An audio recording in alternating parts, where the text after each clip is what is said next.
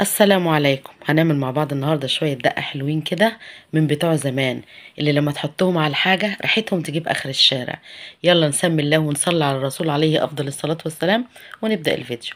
معايا راس توم متقشره، ليمونتين اتنين متقطعين مكعبات صغيره كده، فلفل حامي، فلفل بارد اخضر، لكن لما بتبقى سبايسي شويه كده بيبقى طعمها حلو. هفرم الاول التوم في الكبه الاول لوحده علشان انا مش عايزاه يبان في الخلطه دي. افرميه الاول لوحده، وبعدين هنزل عليه بجميع المكونات اللي موجودة: الفلفل الاحمر والفلفل الاخضر والشطة الحامية والليمون، كله مع بعضه كده.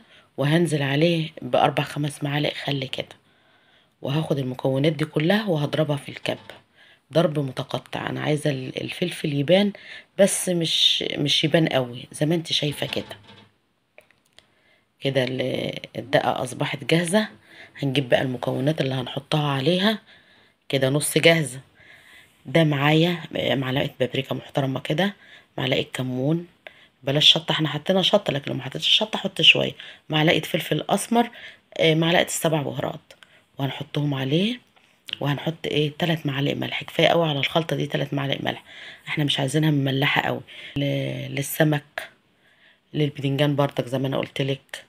النص التاني بقى هحط عليه خرط شوية شبت تقطيع صغير جدا، او شوية كزبرة بقدونس، بس انا حابة الشبت بيدي طعم جميل جدا. جربيه الشبت على الدقة ديت، بيدي طعم رهيب رهيب رهيب، بالذات مع البطاطس اللي في الفرن. لما تكوني سالقة بطاطس وتحط عليها من الخلطة دي بتبقى جميلة اوي، بتعملها في الفرن. ومع الطماطم المخللة والبدنجان تحفة بصراحة، جميلة جدا جدا جدا.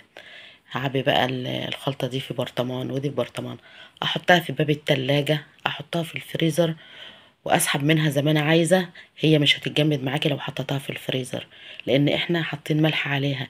الملح ما بيخليش الدقة تتجمد، بيخليها مفرولة. وده اللي هو من غير شبت. حابة بقى اللي حابب بخضرة ماشي، اللي حابب من غير الخضرة ماشي، في ناس ما بتحبش الخضرة على الدقة. اهو معانا الصنفين الاتنين. ولو ما عندكيش كبة، بسهولة جدا انت ممكن تعملها بالمخرطة.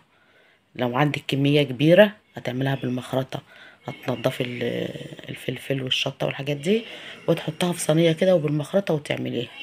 وبألف هنا، والسلام عليكم ورحمة الله وبركاته.